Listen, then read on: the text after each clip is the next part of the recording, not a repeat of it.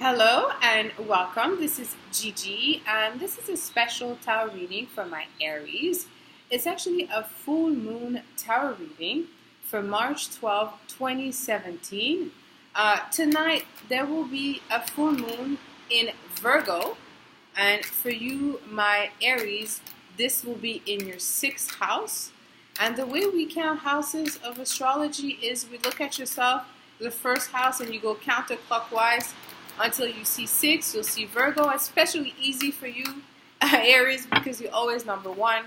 And yes, the sixth house is Virgo's house. It's all about health. It's about healing. It's about daily routine. It's about the things that we have to do, okay, to live, like eating, taking care of ourselves, working. It's a house of daily habits, the things that we do. It could be for work or whatever the reason. It's the sixth house, but it's also the house of they call it open enemies. And the reason why is because it's a house of litigation where there's dispute. Okay, also divorce and things of that nature. Okay, so the full moon is in that area of life for you. Okay. And so a full moon is always a beginning of something, right? This is how the cycle of the moon functions.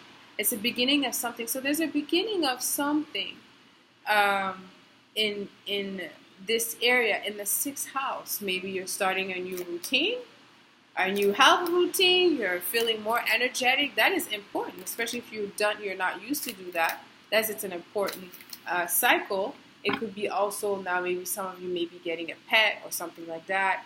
It could be that it could be that you're changing your routine. It could be also about health. Maybe now you'll notice that you're becoming weaker. You need to care for yourself and things of that nature. Maybe some of you will have a court date, or there's something regarding a dispute, whether it's with a private entity or governmental, that also could be seen in the sixth house. The way I will do this reading is I will pull two cards from a Morgan-Greer deck, and one card from the Wisdom of the House of Night Oracle card, and one from the Wisdom for Healing card by Myss. Okay, and I love this energy because it's all about this, feminine energy here with the full moon.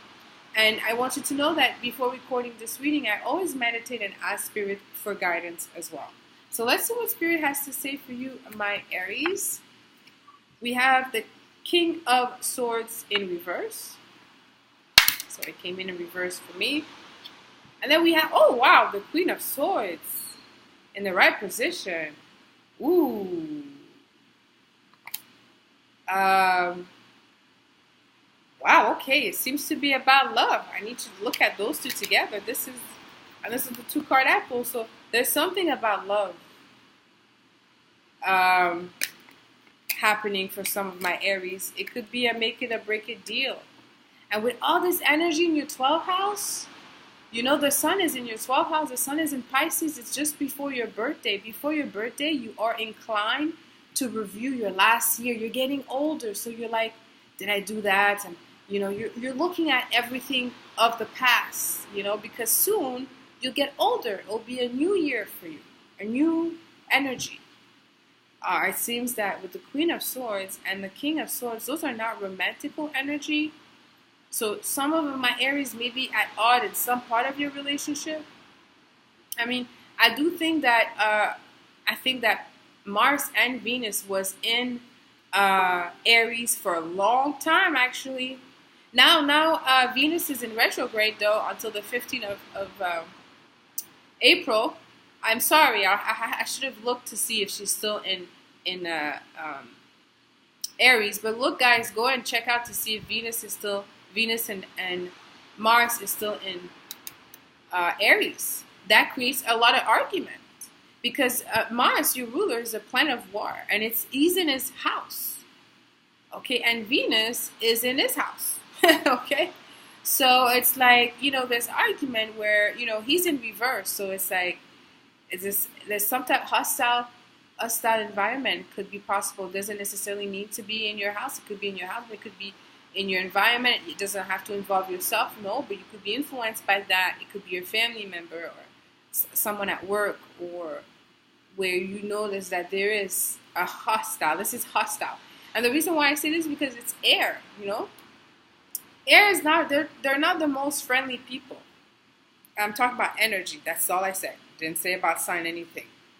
Because you see, they're the only one who has a weapon. They have a weapon. That's their weapon. They mean business.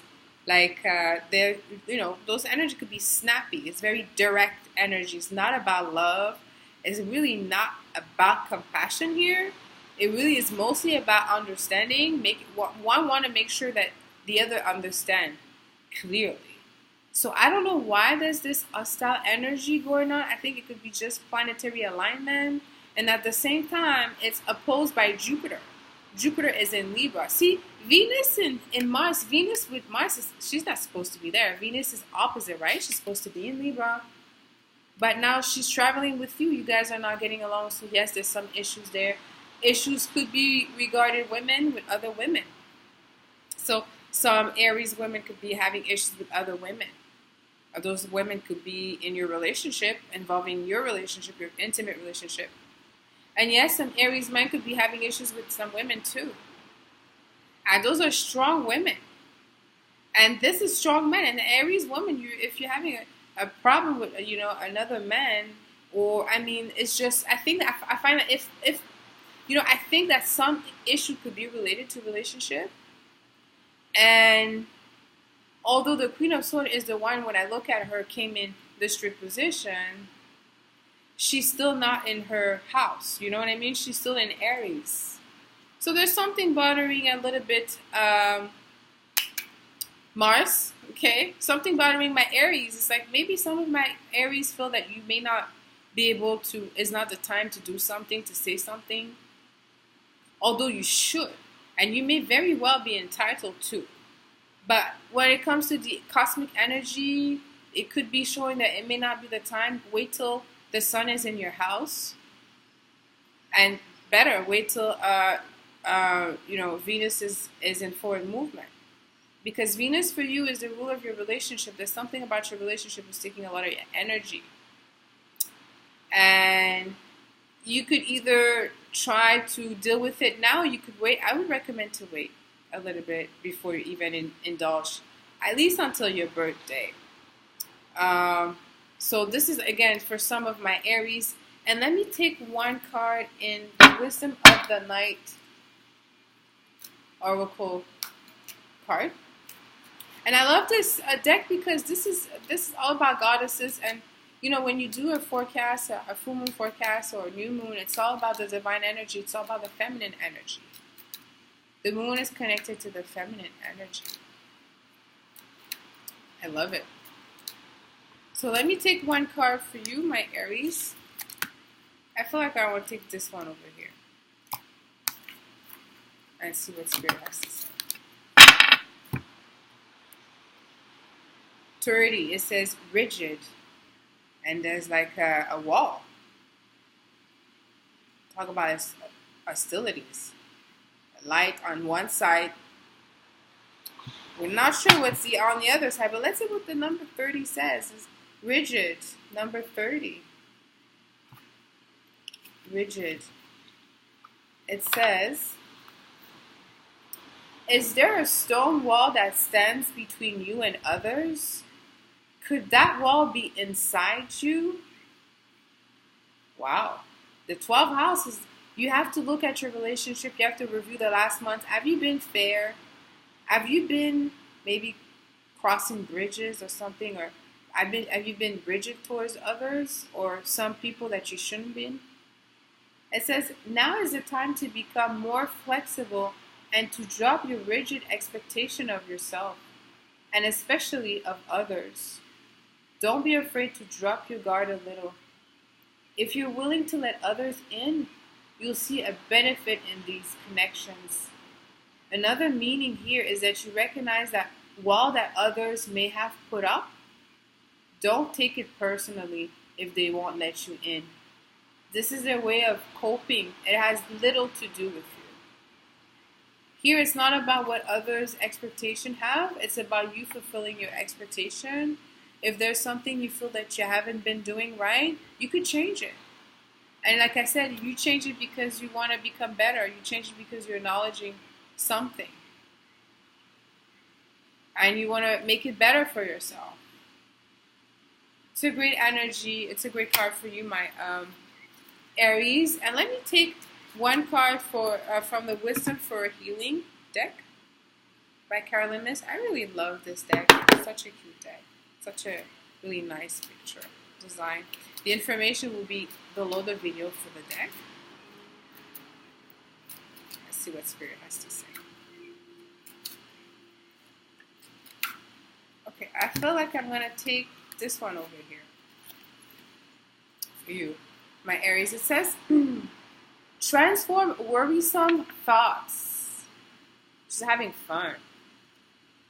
Don't spend too much time in your head. The 12th house, let me tell you, the 12th house, when the sun is, which is where you are, you know, the sun is, you are the exalted version of the sun. The sun is Leo and Aries is exalted. The sun is always exalted when it's in Aries. You could read that, find a lot of information on that. So, you know, here it's just that 12th house is not a place that you like to be when you feel like, you know, there's a lot of addictions. So you could be, you know, coping quietly and, you know, self-medicating. But here it's very important that you stay awake and that you see what it is and what is not. Sometimes in the 12th house, there's a self-undoing energy where we feel that we're guilty for everything. You have to understand that everybody you have your own journey, and everybody have their own. You're only responsible for your own journey. But the lesson, it says, be aware of anything you're worrying about. What do you do when you're worried? How much power do you lose? And from what part of your body? Your goal, to observe how much worrying affects your health and to counter the stress of this emotion with prayer and positive action. All will be well. Just the energy, my beautiful Aries. I'm going to end this reading here. Let me know how this resonated with you. Leave me comments. Until next time, send you lots of kisses. I love you.